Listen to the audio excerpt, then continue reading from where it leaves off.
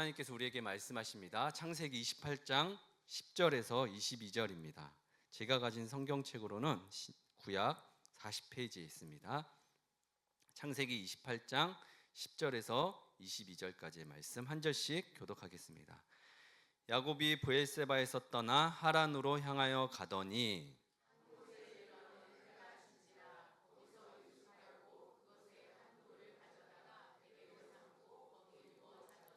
꿈에 본즉 사닥다리가 땅 위에 서 있는데 그 꼭대기가 하늘에 닿았고 또 본즉 하나님의 사자들이 그 위에서 오르락 내리락 하고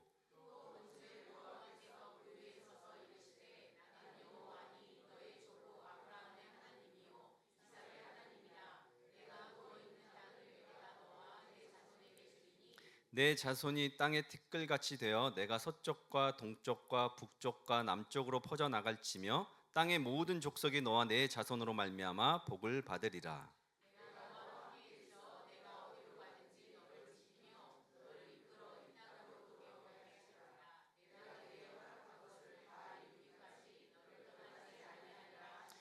야곱이 잠이 깨어 이르되 여호와께서 과연 여기 계시거늘 내가 알지 못하였도다.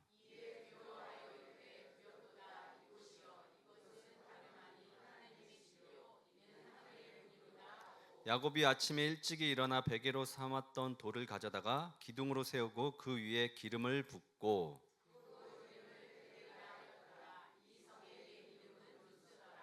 야곱이 소원하여 이르되 하나님이 나와 함께 계셔서 내가 가는 이 길에서 나를 지키시고 먹을 떡과 입을 옷을 주시어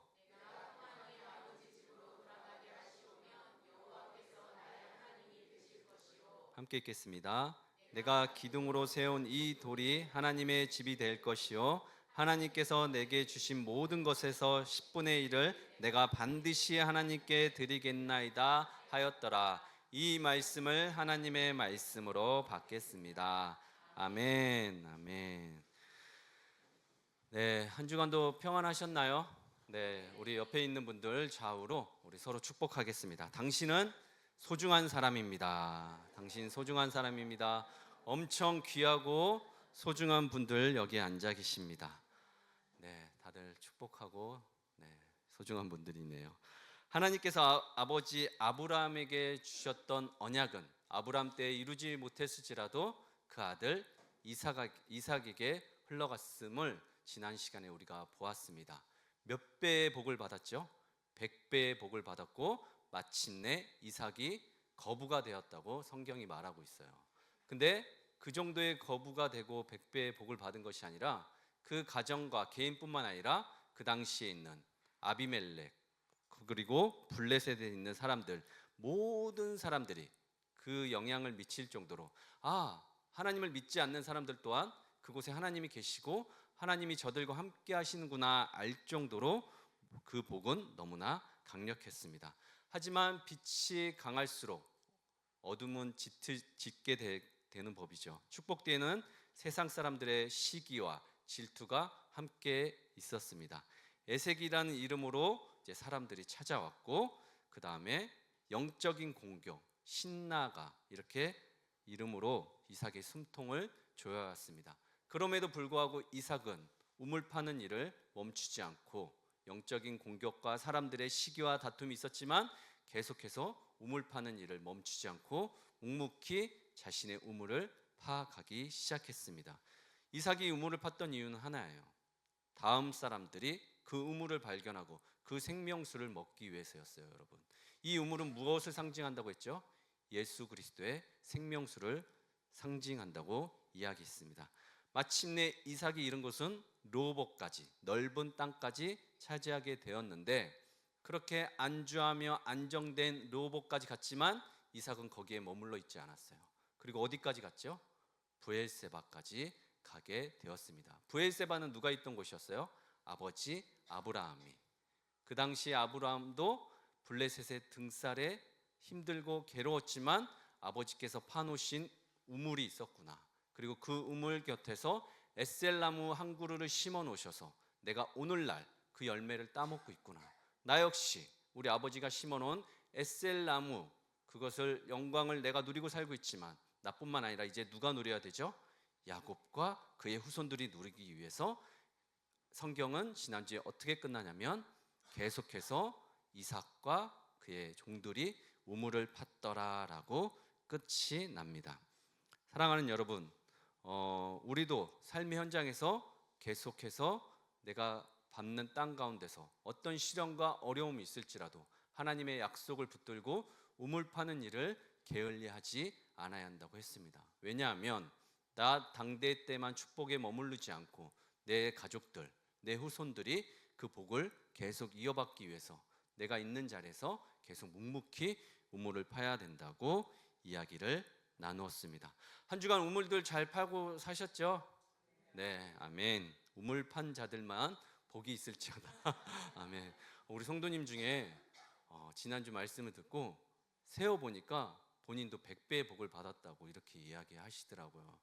여러분, 이렇게 말씀을 삶에서 적용하시면서 내가 받은 복을 한번 세어 보세요. 하나님께서 그분뿐만 아니라 여러분들 삶에도 100배 이상의 복을 충분히 주셨어요. 그 증거가 여러분들이 지금 이 자리에 앉아서 하나님의 말씀을 듣는 것인 줄로 믿습니다.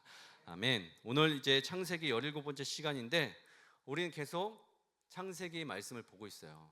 아마 성도님들이 가장 많이 묵상하고 가장 많이 읽은 책이 창세기가 아닐까 싶어요. 창세기로 시작해서 통독도 하고 묵상도 하고 큐티도 하고 주일학교에서도 많이 다루는 이야기예요. 인물들, 가족들 이야기도 많고 각종 사건, 사고도 어렵지 않게 등장하는 게 창세기예요. 그러나 창세기가 지나서 어디에서 멈춰요? 레위기에 가서 다 멈추죠. 레위기는 모를지라도 우리가 창세기는 너무나도 잘 알고 있습니다. 왜 하나님께서 그한교회 창세기를 시작했나? 왜 창세기의 말씀을 계속 주시나? 이렇게 다 아는 얘기, 뻔한 이야기, 누구도 그냥 들으면 알만한 이야기들 왜 계속 주시나? 계속 하나님께 기도하면 하나님께서 주시는 마음은 정말 다 아냐. 그 의미와 깊이 네가 다 이해하고 또 삶에서 그거를 가지고 누리고 살고 있느냐, 저한테 이렇게 다시 반문하시는 것 같아요. 여러분, 다 아는 얘기 같아도 우리가 그것을 다 가지고 살지는 못하는 것 같아요. 오늘 이야기도 마찬가지입니다. 여러분, 야곱이 눈먼 아버지 이삭을 감쪽같이 속이고 에서가 받아야 될, 형 에서가 받아야 될 장자의 축복을 누가 받죠? 야곱이 이제 이렇게 가로채서 받습니다. 에서가 가만히 있을 리가 없죠. 이제 살기가 차서 칼을 들고 야곱을 죽이겠다고 쫓아오니까 야곱이 황급히 이제 멀리 광야로 도망가게 됩니다. 외삼촌이 있는 집으로 이렇게 도망을 가지만 야곱은 가는 길에 그만 이제 광야에서 지쳐서 잠이 들고 말죠. 근데 잠이 들기 전에 옆에 보니까 뭐가 있어요? 돌베개가 하나 있어요. 그것을 돌베개가 아니죠. 돌이 있었는데 그것을 베개 삼아서 이렇게 잠들어 버립니다. 그리고 그 밤 하나님께서 꿈속에서 야곱에게 찾아오셔요. 그리고 긴 사닥다리가 하늘과 땅에 맞닿아 있는 것을 보여주시며 천사가 오르락 내리락 하고 그 위에서는 하나님께서 이제 야곱에게 말씀하시죠. 네가 있는 그 땅에 내가 너를 축복하고 너의 후손들도 축복하고 아브라함과 이삭에게 한 언약의 약속들도 너를 통해서 이루겠다. 내가 너와 항상 함께하겠다고 이야기를 꿈에서 이야기해 주세요. 야곱이 그리고 나서 꿈에 깨자마자 베고 있던 돌베개를 이렇게 세워놓고 거기에 기름을 바르고 그곳에 벳엘 이렇게 씁니다. 벳은 집이란 뜻이고 엘은 하나님이란 뜻이에요. 그곳이 하나님의 집이라는 기념비를 세웁니다. 그리고 하나님 앞에 약속해요. 하나님, 내가 먹고 살 걱정하지 않고 다시 고향으로 돌아가서 살 수만 있다면 내가 하나님께 내가 얻은 10분의 1, 11조를 빼먹지 않고 하나님께 늘 드리겠습니다 라고 이제 이야기가 끝이 나요. 우리는 익숙한 이 말씀의 표면을 넘어 그 이면에 숨겨진 영적인 깊은 샘을 이제 향해 한 걸음 나아가 보려고 합니다. 베델에서 야곱을 만나 주셨던 하나님께서 오늘 낮이고 주일이고 아침이지만 여전히 밤 가운데 있는 여러분들 가운데도 찾아오시는 놀라운 은혜를 경험할 수 있기를 예수님의 이름으로 축복합니다. 아멘. 오늘 본문 우리 10절, 11절 말씀 함께 읽겠습니다. 시작. 야곱이 브엘세바에서 떠나 하란으로 향하여 가더니 한 곳에 이르러는 해가 진지라. 거기서 유숙하려고 그곳에 한 돌을 가져다가 베개로 삼고 거기 누워 자더니. 아멘. 야곱이 브엘세바에서 떠나 하란으로 향하여 가더니. 지난 시간 이삭은 온유함과 인내로 브엘세바에서 안정된 삶을 이제 누리고 있었어요. 하나님의 샬롬이 이제 충만했습니다. 그곳에서. 그러나 그 평화로워 보이는 그 가정에는 골마 터진 상처와 또 서로 다른 이제 엇갈린 운명들이 기다리고 있었습니다. 바로 전장에서 창세기 27장에서 야곱은 어머니 리브가와 결탁하고 짜고 지금 눈먼 아버지 이삭을 속여서 이제 형 에서의 축복을 가로챘죠. 염소 가죽을 뒤집어쓰고 내가 에서로이다, 에서입니다 이러고 아버지 앞에 가서 이제 장자의 축복을 이렇게 받죠. 장자의 축복을 빼앗긴 에서는 이제 이성을 잃고 내 아버지가 곡할 때가 다가왔으니 이제 돌아가실 때가 됐으니 내가 반드시 야곱을 죽이고 말겠다. 이렇게 해서 야곱은 말로는 결혼할 아내를 찾아보겠다고 이제 그 명분을 따라 이제 도망갔지만 어머니 고향인 외삼촌 하란이 있는 곳으로 간다고 갔지만 이제 사실은 에서의 칼날을 피해서 도망자 신세가 되었죠. 리브가는 가장 사랑하는 아들을 살리기 위해서 이제 자기 동생이 있는 하란으로 이렇게 보냈지만 형의 노가 풀릴 때까지만 잠깐 지금 에서가 너무 흥분해 있으니까 잠깐만 가 있으라고 이렇게 떠나 보냈지만 브엘세바에 남겨진 리브가는 평생 이날이 마지막이었어요. 야곱을 다시는 만나지 못하는 슬픈 현실을 마주하게 됩니다. 사실 너무나 비극적이고 슬픈 장면이에요. 제 가족이 흩어지는 장면인데 여기서도 교훈은 있죠. 아무리 자신이 옳다고 하는 일이라 할지라도, 아무리 사람들에게 덕이 되는 일이라고 할지라도, 아무리 이거는 교회에 유익이 될 거고 하나님께서 기뻐하실 거야 라고 생각하는 일일지라도 그것이 하나님의 뜻이 아니라면, 하나님께서 묻고 하나님께서 응답하신 일이 아니라면 그것은 자신의 일이 될 수도 있어요. 자아를 위해서, 자기 만족을 위해서 하는 일일 수가 있습니다.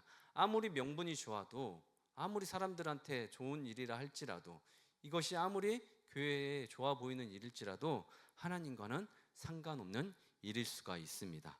그러니 우리는 반드시 하나님의 응답을 받고 선한 영향력을 흘려보내야 돼요. 에서 역시 마찬가지였어요. 집 근처에 있으면서 계속해서 분노의 칼을 갈며 야곱을 기다리고 있었습니다. 그는 장자의 명분을 귀하게 여기지도 않았으면서 빼앗긴 것 때문에 지금 굉장히 속이 상하여 있습니다. 상실감과 분노에 휩싸여 있죠. 부모의 마음을 찢어놓기 위해서 이스마엘의 딸과 결혼도 해요. 그리고 브엘사의 주변에서 계속 살면서 이를 갈고 있었습니다. 지금 한마디로 이 가정은 지금 쑥대밭이에요. 서로 다 흩어져 있고 상처와 생이별 속에서 지금 힘들어하고 있습니다. 참 희한한 집구석인 것 같아요. 저번 주까지 이삭이 너무 좋았는데, 아브라함만큼 너무 멋지고 괜찮았는데 말년에 이게 뭘까요? 자식들은. 그런데 저는 더 좋아요. 성경이 사람 냄새 나지 않아서 너무 좋습니다. 억지로 꾸미거나 그럴싸하게 포장하지 않아요. 있는 그대로의 모습을 우리에게 여과 없이 보여주고 있어요. 그 가정을 절대 우상화하거나 이상화하지 않아요. 언약의 가정이고 축복의 가정이고 믿음의 조상임에도 불구하고 다른 첨가물을 넣지 않고 있는 그대로 지금 보여주는 거예요, 여러분. 이때 야곱의 나이가 몇 살이었을까요, 여러분?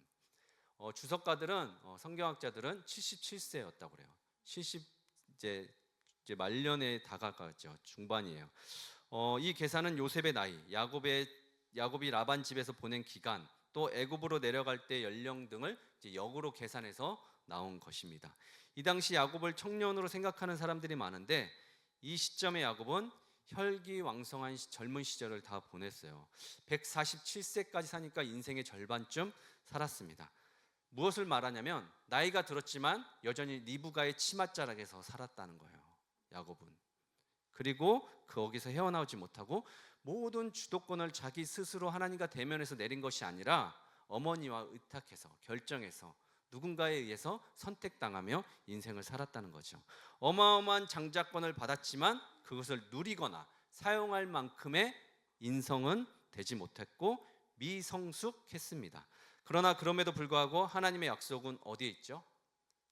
어떻게 된 것이 아브라함과 이삭과 야곱에게 가 있어요. 이 언약은 어떤 인간의 어떤 모습이든 간에 이 언약은 하나님의 언약이고 약속이기 때문에 하나님 스스로 이것을 깰 수가 없어요. 너무나 귀한 축복이죠. 사랑하는 여러분, 기억하셔야 돼요. 여러분들이 아무리 신앙생활을 열심히 하고 아무리 하나님을 잘 믿는다고 해도 여러분들이 하나님을 잘 믿어서가 아니에요. 여러분들이 하나님께 잘 드려서가 아니에요. 여러분들이 교회에 헌신했기 때문이 아니에요. 그냥 하나님께서 여러분과 맺은 언약과 약속이 있기 때문이에요. 그러니까 여러분들이 믿어야 될 건 뭐예요? 하나님의 약속이에요, 여러분. 그것을 꼭 기억하셔야 돼요. 본문은 야곱이 도망치자 날이 어두워지고 거기서 유숙했다고 나와요. 노숙했다는 거예요. 야곱은 목적지를 정해 계시를 받고 움직인 게 아니에요. 지금 도망가다가 그곳에 그냥 머물렀는데 뭐가 찾아왔어요? 밤이 찾아왔습니다. 아브라함에게는 지금 내가 내게 지시할 땅으로 가라는 하나님의 음성이 있었어요. 이삭에게도 이 땅에 거류하면 내가 너에게 복을 주겠다고 애굽으로 가지 말라고 분명히 하나님께서 말씀하셨어요. 그러나 야곱의 인생에는 지금 어떤 지시도 어떤 하나님의 음성도 없습니다. 지금 오직 어머니의 권면과 자신의 생존 본능만을 가지고 지금 도망가고 있는 거예요, 여러분. 여기서 해가 졌다는 것은 단순한 기상현상이 아니라 야곱의 인생에서 직접적인 하나님의 계시가 없이 빛이 사라진 그냥 어둠 가운데 있는 지금 영적으로 무기력한 상태입니다. 지금까지는 어머니의 지혜가, 아버지의 유산이, 그리고 자신이 빼앗아 가로챈 장자의 명분이 인생의 등불인 줄 알았어요. 그것만 있으면 자신은 어떻게 해요? 잘 먹고 잘 살 줄 알았습니다. 그러나 지금 광야 한복판에서 그 모든 빛이 지금 꺼진 거예요. 연극으로 말하면 자막이 지금 무대의 막이 내리고 온 거죠. 사랑하는 성도 여러분, 이제 적용해야죠. 우리 인생에도 그럴 때가 있죠. 그런 밤이 찾아올 때가 있어요. 열심히 신앙생활하고 열심히 관계 맺고 열심히 밖에서 땀 흘려 수고하고 노력해서 얻은 물질도 하나님 앞에 궁색하지 않게 잘 드리고 이렇게 관계도 잘 맺고 사는데 이유 없는 밤이 우리에게 찾아올 때가 있습니다. 침묵 같은, 칠흑 같은 밤이 찾아오기도 해요. 성경에서 어둠과 밤은 종종 하나님의 공의와 심판을 나타냅니다, 여러분. 그런 시간들이 우리에게 올 때도 있어요. 야곱은 지금 스스로 파놓은 거짓의 늪에 빠져 있어요. 그리고 자신이 뿌린 대로 거두는 심각한 고립의 상태에 지금 놓여 있습니다. 자, 야곱이 지금 돌베개를 베고 누운 그곳을 어디라고 하고 있어요? 그냥 한 곳이라고 이야기하고 있습니다. 훗날 그곳은 베델이 될 거예요. 하나님의 집이 될 건데 지금 그곳은 루스 지역에 있습니다. 루스는 편백나무라는 뜻인데 어원적 의미는 삐뚤어지다, 이렇게 떠나다라는 인간의 실존 그리고 고독과 방황 이런 뜻을 담고 있어요. 야곱은 그날 밤 베델에 간 줄도 모르고 누웠어요. 그러니까 그곳은 아직 하나님의 집은 아니에요. 그는 하나님의 집을 찾아간 것도 아니에요. 기도원처럼 거룩한 장소를 간 것도 아니었습니다. 그냥 하나님 앞에 내가 이 지경까지 왔으니 하나님을 찾아야 되겠다 그러고 예배 드리려고 간 것도 아니에요. 그냥 그렇게 멈춘 거예요. 그저 해가 졌기 때문에 멈추어서 오도 가도 못하고 그 자리에 있게 된 것입니다. 아직은 루스예요. 그래서 야곱은 지금 베델이 아니라 그저 한 곳, 한적한 곳에 있습니다. 낯선 길 위에 어느 자리, 목적지도 없고 고향도 아닌 어중간한 자리에 지금 야곱이 놓여 있는 상태입니다. 지금 야곱은 축복은 받았지만 야곱은 사실 다 가졌어요. 장자권도 가졌잖아요. 근데 야곱에게 지금 평안이 있습니까? 없어요. 가족도 없어요. 장자의 복을 손에 넣었지만 정작 그의 손에 남은 건 외로움과 두려움과 고독함 뿐이었습니다. 그날 밤 야곱은 무엇을 생각했겠어요? 거기서 언제 에서가 찾아와서 날 죽이면 어떡하지? 우리 엄마, 나 챙겨준 건 그래도 우리 엄마밖에 없는데 우리 엄마 리브가 언제 다시 만날 수 있지? 이놈의 장자권, 장자의 명분이 뭐라고 괜히 이거 가로챘다가 사람 생명 죽게 생겼는데 다시 형한테 가져가라고 할까? 물릴까? 이런 생각에 밤잠 못 자고 있었을 거예요. 그렇게 야곱은 자신의 기질과 성격대로 그는 축복받은 자처럼 보였지만 실제로는 지금 완전히 무너진 사람이었습니다. 세상을 축복을 다 가졌다고 생각한 순간 그에게 남은 것은 뭐예요? 지금 광야의 흙먼지와 딱딱한 돌베개와 평범한 그냥 맨바닥에 실존적 파산 상태에 놓여 있습니다. 낮 동안 야곱은 형의 옷을 입고 염소 가죽을 붙이고 아버지의 눈을 속이며 의기양양하고 바쁘게 움직였어요. 그러나 그의 낮은 거짓말 같은 시간에 불과했습니다. 그러나 해가 지자 그는 더 이상 무엇을 꾸밀 수도 없고 누구를 속일 수도 없고 지금 혼자 외롭게 남게 되었어요. 어둠은 야곱에게 너는 이제 아무것도 할 수 없는 존재야. 너의 장자권의 명분이 너의 삶을 지켜주지 않아. 지금 자신이 스스로 지금 돌아보고 있는, 직면하고 있는 시간이에요. 우리도 이럴 때 있죠. 하나님의 약속의 자녀로 살아갑니다. 엄청난 하나님의 축복과 약속과 말씀을 이미 오래전부터 계속 받았어요. 매주 받고 삽니다. 교회에서 축복도 받고 목사님께 안수도 받고 우리 서로를 향해 당신은 소중한 사람이라고 사람들끼리도 이렇게 고백하며 살아가요. 그런데 어느 날 문득 돌아보니까 손에 남는 것이 별로 없어요. 누구한테 뭐라고 하나님이 함께 하셨다, 하나님이 복 주셨다고 말할 만큼 뭐가 손에 쥐어진 게 없는 것 같아요. 분명히 매주 그리고 살아온 나를 보면 하나님 축복해 주셨기 때문에 여기까지 온 것 같은데 정작 사람들한테 꺼내놓을 뭐가 없다는 거예요. 인생은 오히려 계속 쫓기는 것 같고 기도는 막히고 심지어 예배 자리에 또 말씀도 잘 들어오지 않습니다. 다 스쳐갈 뿐이에요. 그냥 가슴에 남거나 머리에 남거나 삶으로 적용되는 게 아무것도 없어요. 따뜻한 봄이 왔는데 사람들은 좋아서 껄껄거리며 밖에 나가고 놀고 있는데 여전히 나는 어둡고 밤이 있고 나만 혼자 남겨져 있는 것 같을 때가 있습니다. 다른 사람들은 자기 집들 잘 찾아서 가는 것 같은데 내가 누운 곳은 싸늘하고 먼지만 나고 딱딱하기까지 합니다. 불편해요. 그리고 무엇보다도 외롭고 공허해요. 아무도 없는 것 같아요. 아무도 없으면 누가 있어야 돼요? 하나님이라도 함께 하셔야 되는데 하나님도 같이 함께 하는 것 같지 않아요. 어차피 신앙도 인생도 각자 도생 같고 내 살 길 내가 알아서 찾아야 되고 내가 알아서 개척해야지. 누구에게 의지하나, 누구에게 손 벌리나, 사람이 무슨 큰 도움이 되나, 하나님이 도와주셔야지. 근데 하나님이 아무 말씀도 없으시고 저도 말씀을 준비하면서 그런 마음이 이렇게 여기 빠져 있다 보니까 그런 마음이 들더라고요. 어차피 나 혼자지. 내가 알아서 해야지.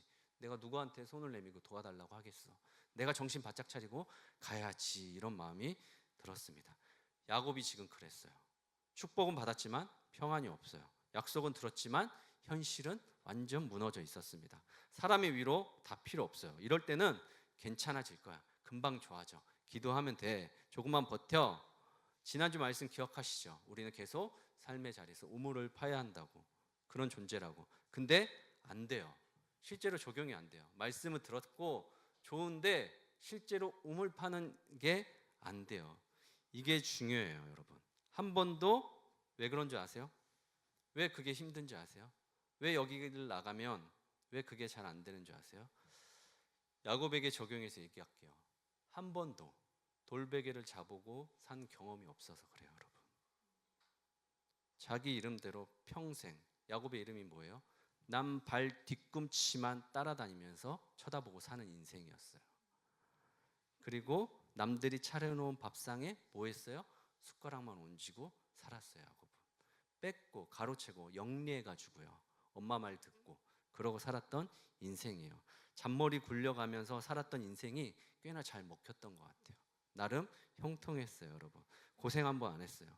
근데 정작 자신은 한 번도 바깥에서 차디찬 곳에서 외로움과 고독한 삶의 현장에서 돌베개를 자보고 산 경험이 없던 거예요, 여러분. 70평생 신앙생활하면 뭐합니까? 모태신앙의 믿음의 가문에서 교회밥 먹고 자라면 뭐예요, 여러분? 한 번도 말씀이 실제가 돼본 적이 없는데 그냥 종교 활동인 거예요, 여러분. 한 번도 십자가 앞에서 인격적인 하나님이라는 뜻은요, 인격과 인격이 만나는 자리거든요. 하나님의 아들은 날 위해 죽으셨다는 교리적인 생각은 있어요. 이성적으로 이해는 해요. 근데 죽음은 죽음으로 만나야 되는데 나는 한 번도 하나님 앞에 죽어본 적이 없어요.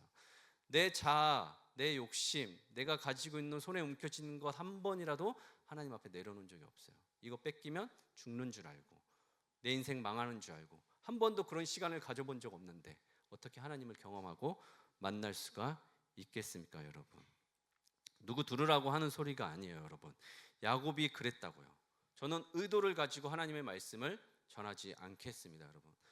여기에 있는 말씀만 전할 거예요, 여러분. 그래도 시간이 부족해요. 빨리 끝내라고 난리죠, 여러분.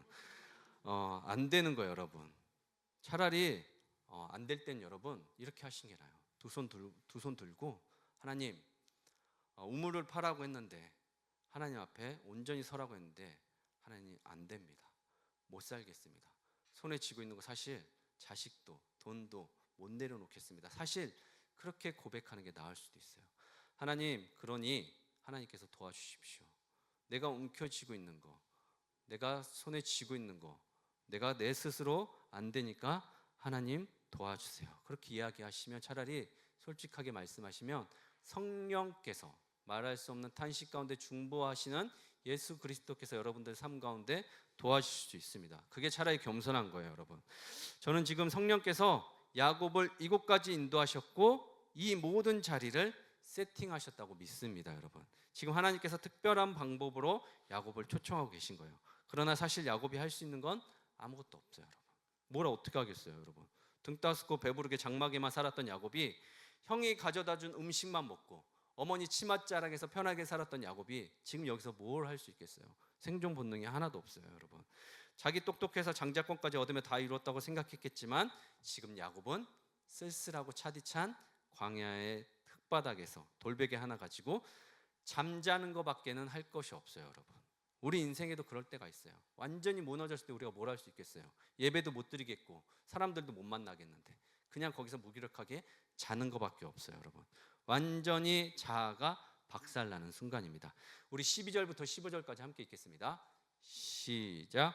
꿈에 본즉 사닥다리가 땅 위에 서 있는데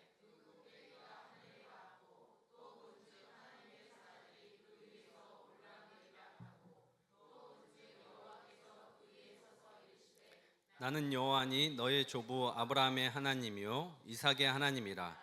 내가 누워 있는 땅을 내가 너와 내 자손에게 주리니 내 자손이 땅의 티끌같이 되어 내가 서쪽과 동쪽과 북쪽과 남쪽으로 퍼져 나갈지며 땅의 모든 족속이 너와 내 자손으로 말미암아 복을 받으리라. 내가 너와 함께 있어 내가 어디로 가든지 너를 지키며 너를 이끌어 이 땅으로 돌아오게 할지라. 내가 내게 허락한 것을 다 이루기까지. 아멘, 아멘. 여러분, 이제 꿈의 얘기를 좀 해보겠습니다. 여러분들 꿈들 많이 꾸고 사시나요? 많이 꾸고 사세요? 이제 검색해 보니까 하루에도 인간은 대여섯 번씩 꿈을 꾸고 산대요. 근데 그걸 기억하느냐, 기억하지 못하느냐, 꿈을 깨고 나서 삶에서 그것이 이렇게 현실화되느냐 안 되느냐 차이라고 하더라고요. 살아있는 피조물 중에 인간만이 꿈을 꾸나요? 아니면 동물도, 사랑이도 꿈을 꿀까요? 낑낑대고 막 자다가 움직이니까 무슨 자기 이제 생각에서 이제 포유류나 동물들도 이제 수면 상태에서 생존의 본능적인 이제 꿈을 꿀 수 있다고 하더라고요. 하지만 동물의 꿈은 그냥 생존 본능과 기억의 잔상이 이렇게 자다가 있어서 그냥 깜빡깜빡 하는 거라고 하더라고요. 그 꿈을 영적으로 해석하고 의미를 부여하고 삶과 연결해서 살 수 있는 피조물은 오직 인간밖에 없습니다, 여러분. 하나님의 형상대로 지어졌기 때문이에요. 심리학에서는 꿈을 무의식 중에 있는 발현으로 이렇게 이야기를 해요. 현실에서 억압된 욕망, 이루지 못했던 소망이 꿈에서는 이루어질 수 있다는 거죠, 여러분. 그러나 반대로 전혀 신경도 쓰지 않았던 것들, 그냥 가지고 있지 않았던 것들, 생각지도 않았던 것들이 꿈에서 나오기도 합니다. 반영될 수도 있어요. 그러니까 생각했던 욕망일 수도 있고 아닐 수도 있다는 거예요, 여러분. 태몽도 우리가 자주 얘기하는데 태몽 권사님 꾸셨어요? 안 꾸셨어요? 다 여기 태몽들은 다 꾸고 태몽들을 알고 계신가요? 태몽 꾼 대로 이렇게 사시고 계셔요? 디도 때는 이렇게 돌잡이도 했던 것 같아요. 돌잡이. 엄마는 연필을 잡길 바랬고, 아빠는 돈이 없으니까 돈을 잡길 바랬고, 막 이런 태몽이나 이런 돌잡이 이런 것들이 그냥 재미로 하는 거지 삶에서 실제로 그것이 적용이 되고 이루어지는지는 잘 모르겠어요, 여러분. 불교에서는 꿈을 망상이자 업의 결과로 봅니다. 우리가 깨어있는 현실조차 일장춘몽, 그냥 큰 꿈을 꾸고 있다고 가르쳐요. 그래서 꿈에 집착하기보다는 그 꿈을 꾸는 마음의 상태를 들여다보고 번뇌를 끊으라고, 이렇게 번뇌를 끊는 데 집중하라고 해요. 한국의 무속 신앙이 우리가 흔히 아는 꿈 해몽의 뿌리에 있습니다, 여러분. 다 꿈을 해석하고 꿈을 꾸라고 이야기하고 꿈으로 점을 치고 이제 그 사람의 이제 앞날을 이렇게 돌아보게 하기도 하죠. 돼지 꿈은 뭐예요? 재물이 많이 들어오는 거고, 이가 빠지는 꿈은 뭐예요? 초상 나는 꿈, 막 그렇게 해석하고 그러죠. 혹시 여러분 꿈에서 6자리 나오면 저에게도 알려주시면 같이 공유해 주시면 좋은데, 절대 안 가르쳐 주죠. 진짜 6자리 확 나오면 본인만 그렇게 하죠. 그러나 원어적 의미를 깊이 들여다보면 성경에서 꿈을 뜻하는 히브리어는 할룸이라는 뜻이에요. 할룸이라는 뜻인데 단순히 수면 중에 뇌 활동이 아니라 단단하게 하다, 회복시키다, 이런 어원에서 파생되었어요. 신학적으로 꿈은 인간의 이성과 의지, 자아가 완전히 단절된 상태에서 하나님께서 이제 개입하시는 계시의 통로이자 1대1로 대면하는 영적 성소로도 이야기합니다. 인간의 한계, 이제 밤과 수면이 찾아오면 하나님의 일하심, 계시가 시작되는 점이 꿈이라고도 이야기를 해요. 세상 학문에서는 꿈은 인간의 깊은 갈망이라고 해요. 그렇다면 영적인 잠을 자고 있는 우리는 무엇을 갈망해야 할까요, 여러분?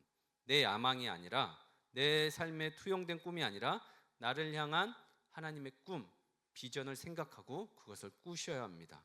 그런 논리로 잘 들어보세요. 지금 야곱의 자리, 야곱의 돌베개는 누가 준비했다고 했죠? 하나님께서 준비하신 거죠.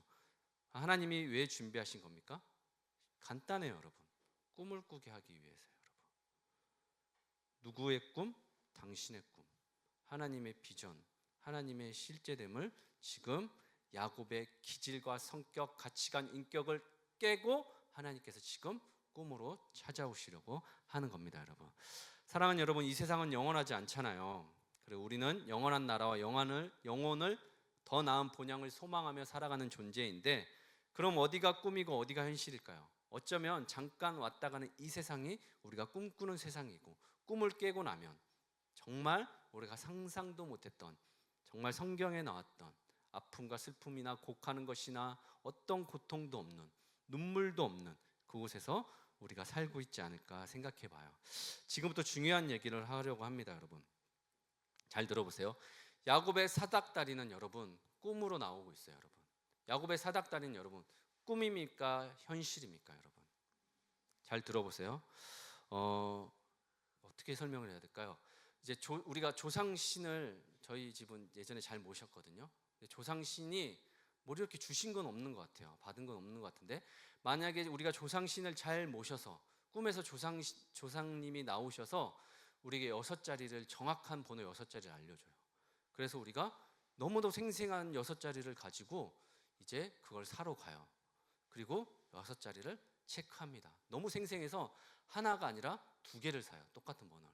그리고 2개를 가슴에 품고 토요일까지 기다려요. 그리고 토요일까지 다들 그러고 산대요. 그거 하나 품고 일주일을 기다리고 산다고 해요. 그리고 나서 이제 토요일 날 발표가 돼요. 그 6자리랑 이제 발표된 거랑 맞아요, 안 맞아요? 안 맞아요. 안 맞으면 우리가 뭐라고 해요? 개꿈이라고 하죠. 근데 만약에 여러분, 만약에요. 근데 진짜 만약에 그 꿈에 나왔던 6자리하고 이 실제로 현실에서 그 6자리가 맞으면 그 꿈이라고 할 수 있어요? 어떻게 할 거예요, 여러분? 진짜 만약에 맞으면요. 그건 꿈이 아니라 실제입니다, 여러분. 무슨 말인지 아세요? 꿈이라고 할 수가 없어요. 남이 들으면 꿈이라고 하겠지만 그 사람에게는 실제인 거예요, 여러분. 자, 야곱이 살던 시대 고대인들에게 신은 어디에 계셨을까요? 하늘에 계셨어요. 다 이러고 무릎 꿇고 하늘을 바라보고 절을 했어요, 여러분. 높은 곳에 계신 분이에요. 인간은 어디 살고 있죠? 땅에 살고 있어요, 여러분. 자, 그런데 땅에 사는 유한한 인간이 하늘에 계신 신과 소통하려면 뭐가 있어야 되겠어요, 여러분? 사닥다리가 필요했던 거예요, 여러분. 물리적인 연결 통로가 필요하다고 계속 생각하고 있었어요. 야곱의 이성이라고요. 야곱의 기질과 성격이에요. 사닥다리의 정체는 솔람이라는 뜻인데 구약 성경 전체에서 이곳 한 곳에서만 나와요. 우리가 흔히 담벼락에 걸쳐 있는 막 주일학교 막 이렇게 그림이나 제가 이렇게 구글에서 찾아봤더니 사닥다리 하니까 다 진짜 벽에 이렇게 걸려놓은 긴 그냥 뼈대만 있는 사다리더라고요, 여러분. 그 어원을 근데 깊이 들어가 보면 그 어원의 의미는 샬랄이라는 뜻이 있어요. 길을 높이다, 토대를 세우다라는 뜻인데 저건 흙을 쌓아 올리다, 대로를 닦다 이런 뜻이에요. 나무를 엮어 만든 얇은 사다리와는 전혀 거리가 멀어요, 여러분.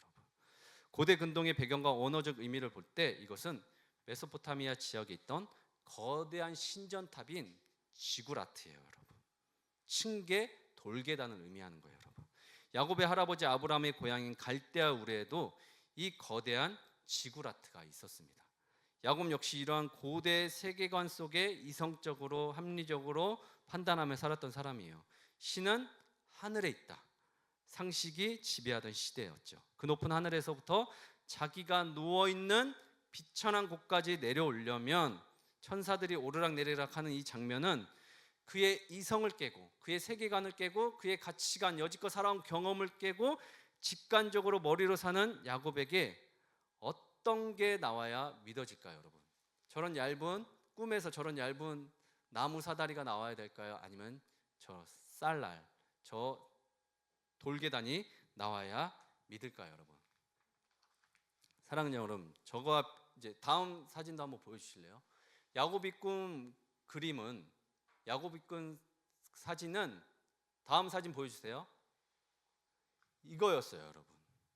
이 얇은 게 아니라 저 돌계단이었을 거예요, 여러분. 그래야 정말 하나님과 천사들이 오르락내리락 할 수 있는 거니까. 이와 비슷한 얘기가 창세기 11장에 있어요. 똑같은 게 창세기 11장 하면 바벨탑 사건이 나오는데 인간의 죄가 이제 완전히 가득하고 악독한 그때 하나님께서 무슨 심판을 내렸죠? 홍수 심판을 내렸어요. 그랬더니 인간이 그 다음에 뭘 해요? 홍수 심판에서 멸하려고 뭘 해요? 하나님은 다시는 물로 심판하지 않겠다고 무지개 약속을 하셨는데 인간은 무엇을 만들었죠? 바벨탑을 쌓아 올렸어요. 그 바벨탑은 어디서부터 쌓아 올렸어요? 땅에서부터 이렇게 쌓아 올렸어요. 근데 인간이 쌓아 올릴 수 있는 바벨탑, 저 돌계단은 한계가 있겠어요, 없겠어요? 있겠죠. 어떻게 하늘에 닿겠다고 쌓아 올리겠어요? 그러나 인간은 어떻게 생각했어요? 그걸 쌓아 올리면서 하늘까지 닿겠다고 했어요. 정말 무서운 거예요, 여러분. 그러나 이 사닥다리는 어디서부터 내려오는 거예요, 지금? 하늘에서 내려오는 거예요, 여러분. 이해하시겠어요, 여러분? 근데 이게 야곱이 지금 꿈을 꾸고 있는 건데 이게 야곱에게 이게 꿈이겠냐고요, 여러분. 인간도 홍수 심판 사건 이후로 하나님처럼 되고 싶다는 욕망의 탑을 쌓고 어디까지 가려고 했는지 아세요? 하늘까지 가려고 했어요. 무서워요, 여러분.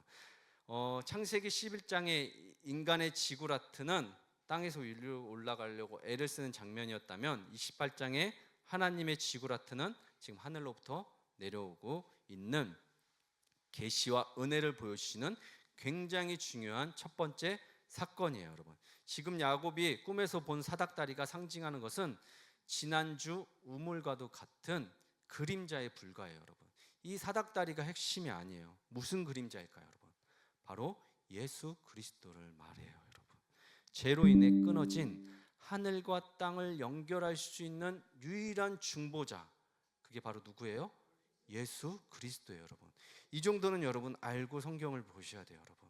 이 사다리를 오르락 내리락 한다는 의미가 아니라고요. 이걸 누가 이야기하고 있냐면 이제 요한복음에 와서 예수님께서 나다나엘에게 정확히 이야기했어요. 요한복음 1장 51절입니다. 함께 읽겠습니다. 시작. 또 이르시되 진실로 진실로 너희에게 이르노니 하늘이 열리고 하나님의 사자들이 인자 위에 오르락내리락 하는 것을 보리라 하시니라. 아멘. 지금 예수님께서 나다나엘에게 직접 얘기하신 거예요. 저 말씀은 지금 꿈이에요? 실제예요? 실제예요. 여러분, 이 말씀 기억하시면 여러분도 언젠간 이걸 보실 거예요. 여러분, 돌아가실 때든 돌아가시기 직전이든 여러분들은 저 돌계단을 밟고 하나님의 천사가 오르락내리락 하고 그 위에서 하나님께서 말씀하신 음성이 여러분들에게 들릴 거예요. 여러분, 저건 꿈이 아니에요. 실제예요. 야곱이 지금 실제를 경험하고 있어요. 그리고 13절에 하나님께서 직접 나타나셔서 자신을 지금 야곱에게 뭐라고 소개하셔요? 지금 나는 너의 조부의 하나님, 너의 아빠 이삭의 하나님. 그러면서 이제 내가 지금 누워있는 땅 내가 너와 너의 후손에게 줄 거야. 이 말은 나는 이제 비로소 너의 하나님이 되어주겠다는 이야기예요. 언약의 계승, 이제 선언입니다. 여러분, 그래서 아브라함과 이삭과 야곱의 하나님이라는 호칭이 계속 오늘날까지 성경 전체에 걸쳐서 등장하고 있어요. 아브라함에게, 이삭에게, 야곱에게 있었던 일이 무엇인지 그런 하나님이라고 강조할 때 쓰이는 겁니다. 야곱이 이전까지의 하나님은 야곱의 하나님은 아니에요. 그냥 할아버지 아브라함의 하나님이었고 이삭의 하나님이었어요. 자기 하나님은 아니었어요. 사랑하는 여러분, 인간이 마지막까지 내려놓기 힘든 신이 무슨 신일까요? 여러분, 만몬 신일까요? 자식 신일까요? 돈 신이에요? 무슨 신이에요? 자신이에요. 자신, 자기 신이에요. 여러분, 자기 신 자아를 내려놓지 않고는 절대로 하나님이 그 자리를 들어갈 수가 없어요. 왜냐하면 하나님은 인격적인 하나님이기 때문에.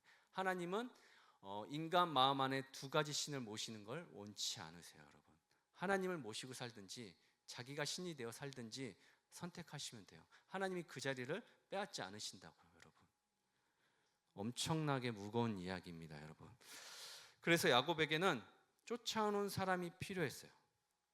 누군가가 쫓아오는 사람이 필요했다고요. 그리고 야곱에게는 밤이 필요했어요. 그리고 야곱에게는 차디찬 바닥이 필요했어요. 그리고 야곱에게는 그 단잠을 잠깐이라도 두려움 속에서도 공허함 속에서도 잠깐 누워서 잘 만한 돌베개가 필요했습니다. 그 전까지 야곱의 장자권을 얻었지만 진짜 하나님을 만난 적이 없었어요. 그리고 지금 꿈에서 현실에서 진짜 하나님을 만났습니다. 우리 16절에서 19절 읽겠습니다. 시작.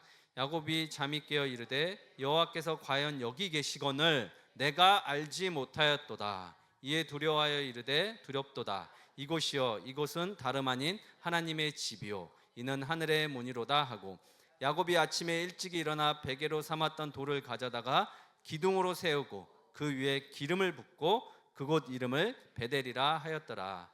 이 성의 옛 이름은 루스더라. 아멘. 아멘. 야곱이 꾼 꿈은 망상이 아니고 실제라는 것을 증명하는데 야곱의 입으로 이야기해요. 그가 잠에서 깨고 나서 뭐라고 합니까? 한 가지 절실하게 내가 깨달은 것이 있는데 하나님은 살아계시다. 이때 처음 야곱이 고백을 해요. 그 전에 야곱은 하나님을 몰랐던 게 아니에요. 여러분, 믿음의 가문이에요. 여러분, 정통 있는 가문입니다. 야곱은 그러나 하나님의 이제 아브라함 할아버지의 하나님이었고 이삭 때에만 계신 이삭의 하나님이었지 자기 하나님은 아니었어요. 여러분, 지금 처음 고백해요. 여호와께서 지금 여기 계신 줄 내가 처음 알았다라고 고백합니다. 그리고 야곱이 가장 먼저 느낀 감정은 뭐예요? 기쁨과 환희와 감격이었어요? 아니었어요. 여러분, 하나님을 처음 만난 사람들은, 하나님을 실제로 경험한 사람들은 그 자리에서 무릎 꿇게 돼 있어요. 여러분, 지금 야곱이 무엇하고 있어요? 두려워하고 있어요. 여러분, 이 두려움의 정체를 밝히는 것이 핵심 중에 하나예요. 여러분, 하나님을 진짜 실제로 경험한 사람들은 하나님을 우스갯스럽게 얘기하지 않아요. 두려워합니다. 여기에 쓰인 두려움은 단순한 공포나 귀신이나 환상을 보고 놀란 게 아니에요. 히브리어 야레는 압도적인 신적 위험 앞에 피조물이 느끼는 거룩한 경외함이에요. 여러분, 두려워하다, 존경하다가 합성된 거예요. 이 두려움은 인간적인 두려움도 아니고 대상의 두려움도 아니에요. 무엇에 대한 두려움일까요? 이것을 아는 게 중요해요. 내 존재가 어떤 존재인지를 알아서 느끼는 두려움이에요. 여러분 솔직히 얘기해 보자고요. 사람들이 있을 때 누가 나를 알아요? 여러분들이 어떤 사람인지 누구만 알아요? 여러분들만 알잖아요. 아무도 없을 때, 아무도 모르면 여러분들이 어떤 사람인지 누구만 알아요? 다른 사람들은 몰라도라도 나는 나를 알잖아요. 여러분들이 무슨 생각하는지 다른 사람들 알아요, 몰라요? 모르죠. 여기 앉아 있으면서 무슨 생각하고 있는지, 마음은 어디가 있는지, 여러분들의 인생의 목적이 무엇인지 누가 알아요? 여러분들만 알 거 아니에요. 그것이 하나님 앞에 서게 될 때 그걸 감출 수 있어요? 가릴 수 있어요? 딴 말 할 수 있냐고요? 없죠. 무릎 꿇을 수밖에 없는 거예요. 내 존재에 대한 비천함 때문에 하나님의 밝은 빛 안에서 드러나는 건 내 안에 감춰져 있는, 내 머릿속에, 생각 속에 감춰져 있는 이 더럽고 추악한 이것들이 다 드러나기 때문에 야곱은 지금 두려워하는 거예요. 하나님을 실제로 경험한 사람들은 그 앞에 납작 엎드릴 수밖에 없습니다. 여러분, 감출 수가 없는 거예요. 여러분, 지금 사랑하는 여러분, 성경에서 하나님을 진짜 대면한 사람들은 모두 이 실존적인 빛 앞에서 다 엎드렸어요. 여러분, 이사야도 선지자도 마찬가지예요. 하나님의 영광을 실제로 경험하자 화로다, 나는 망하게 되었도다, 이렇게 나는 입술이 부정한 사람이라고 그 이사야도 그렇게 고백했어요. 베드로는 어떻게 했어요? 예수님을 실제로 경험하고 신성을 경험한 후에 주님, 나랑 같이 있지 마십시오. 나는 주님과 같이 있을 수 없는 사람입니다. 나는 죄인입니다. 나에게서 떠나십시오. 이렇게 고백했어요. 야곱의 두려움 역시 그동안 스스로 포장되어 있던 거짓된 자아와 껍데기가 벗겨지자 창조주 앞에서 철저히 파산된 모습으로 두려움에 지금 떨고 있어요. 이것이 진정한 예배의 시작이에요, 여러분. 여기서 그러지 못할지라도 여러분, 잠깐이라도 기도하는 자리에서, 예배가 있는 자리에서, 기도할 수 있는 자리에서는 여러분 하나님 앞에 회개하고 나아가십시오. 여러분, 하나님, 나 같은 죄인 살려주시고 하나님 자리에 나오게 해주시고, 나 같은 죄인 하나님 축복을 주신 거 너무 고맙고 감사합니다. 내가 뭐라고 내가 아직까지 생명부지하고 살고 있습니까? 내가 뭐라고 내 자손이 지금 이렇게 살고 있습니까? 내가 뭐라고 내가 이렇게 굶지 않고 하나님께 예배드릴 수가 있습니까? 이렇게 나아가십시오. 여러분, 그 증표로 야곱은 아침에 일찍 일어나 뭘 했어요? 그걸 기념비로 삼으려고 자신이 베고 있던 돌베개를 세웠어요. 그리고 거기에 이렇게 묻었어요, 여러분. 그리고 야곱의 전 재산이 여기서 나오는데, 여러분, 기름이 이때는 굉장히 중요한 거였어요, 여러분. 근데 기름을 야곱이 그 돌에 바르지 않았어요, 여러분. 그 기름을 성경에 보세요. 부었다고 나와요, 여러분. 완전히 돌에다 이렇게 완전히 칠해버렸어요, 여러분. 완전히 부어버렸어요, 여러분. 그 기둥에다가, 여러분. 그리고 그것을 하나님의 임재를 상징하는 영광의 기념비로 바꿔요, 여러분. 여러분, 기름을 발랐다는 것은 구별된 돌이라는 뜻이에요. 그냥 돌이 아니라. 그리고 거기에 베델, 하나님의 집이라고 썼습니다, 여러분. 여러분, 하나님의 집이 지금 어디에 있어요, 여러분? 화려한 궁전에 있나요? 아니에요. 지금 금과 은으로 치장된 성전에 있는 것이 아니에요. 야곱이 머문 곳은 지붕도 없고 짐승들이, 날짐승들이 왔다 갔다 하는 그런 광야 한복판에 지금 척박한 곳에 하나님의 집이 세워졌어요. 그러나 그곳에 하나님이 임재하시는 광야가 하늘의 문이 되었고 하나님의 집이 되었어요. 사랑하는 여러분, 여러분들이 눈물 흘리는 그 눈물 골짜기, 여러분들의 삶의 현장, 여러분들의 일터, 관계 속에 힘든 그 자리, 여러분들의 집이든 어느 곳이든 여러분들이 정말 척박하게 힘들어하는 그곳에 여러분들의 기념비를 세우세요, 여러분. 그곳을 하나님의 집으로 만드세요, 여러분. 그러면 하나님이 말씀하세요. 네가 있는 그곳에 내가 축복하겠다. 하나님을 여러분 여기서 만나는 게 아니에요, 여러분. 여기서는 1시간이에요. 1시간 반이에요, 여러분. 여러분들이 하나님을 만나야 될 곳은 여러분들의 절망적인 눈물의 골짜기, 그곳에서 기념비를 세우고 하나님을 만나셔야 됩니다, 여러분. 아멘. 마지막으로 20절에서 22절 읽겠습니다. 시작. 야곱이 서원하여 이르되 하나님이 나와 함께 계셔서 내가 가는 이 길에서 나를 지키시고 먹을 떡과 입을 옷을 주시어 내가 평안히 아버지 집으로 돌아가게 하시오면 여호와께서 나의 하나님이 되실 것이요 내가 기둥으로 세운 이 돌이 하나님의 집이 될 것이요 하나님께서 내게 주신 모든 것에서 10분의 1을 내가 반드시 하나님께 드리겠나이다 하였더라. 아멘. 야곱이 지금 하나님께 하나님을 실제로 경험하고 나서 인격적으로 만나고 나서 세 가지를 하나님께 이제 조건 아닌 조건을 걸어요. 하나님, 나를 지키시고 먹을 것과 입을 것을 주시고 평안히 다시 이곳에 돌아오게 하시면, 이 문장만 보면 하나님과 협상하는, 또 자기 기질대로 하는 장사꾼처럼 보이지만 여기에는 야곱의 엄청난 소원의 의미가 있어요. 여러분, 소원은 네데르라는 뜻인데 여러분, 그 의미는 잘 기억하세요. 자신을 묻고 결박하다는 뜻이에요. 야곱의 소원은 하나님을 조종하려는 거래가 아니라 이제 불확실한 미래 앞에서 자신을 하나님의 약속과 이렇게 이제 묶는 행위예요. 하나님, 저는 이제 당신 없이는 한 발자국도 못 갑니다. 그러니 저를 붙들어 매주십시오. 이런 처절한 고백이 있어요. 여러분, 서원 기도 많이 하시죠? 의식적이든 무의식적이든. 은혜 받고 나서 막 서원하잖아요. 하나님, 제가 하나님 앞에 뭘 드리겠습니다. 어떻게 살겠습니다. 서원하잖아요. 근데 여러분, 전도서 5장 5절에는 이런 말이 있어요. 서원하고 갚지 않냐는 것보다 서원하지 않는 게 낫다고 이야기하고 있어요. 여러분, 저는 그러나 인간인지라 여러분들이 서원하는 걸 다 지킨다고 잘 못 믿겠어요. 저 역시 마찬가지고요. 저도 많은 것들을 서원하고 그랬죠. 그러나 지킬 능력이 없음을 더 많이 깨닫게 되었어요. 그럴 때마다 여러분 바라봐야 할 것이 십자가입니다. 여러분, 예수님께서 십자가를 지신 이유 중 하나는 여러분들이 그 많은 서원들을 지키지 못했기 때문에 예수님께서 십자가를 지신 거예요. 여러분, 그래서 정죄당하지 마세요. 그러나 서원한 것은 지켜야 돼요. 여러분, 사랑하는 여러분, 하나님께서 여러분들의 모든 언약을 지키기 위해 대신 십자가를 지신 거예요. 그러나 지금 야곱도 똑같이 하나님께 조건을 걸고 있어요. 하나님, 평안히 다시 아버지로 집에 돌아오게 하시오면, 그러니까 나를 제자리로 다시 돌려주시면 하나님, 내가 다시 이곳에 와서 다시 하나님 앞에 예배를 드리겠습니다.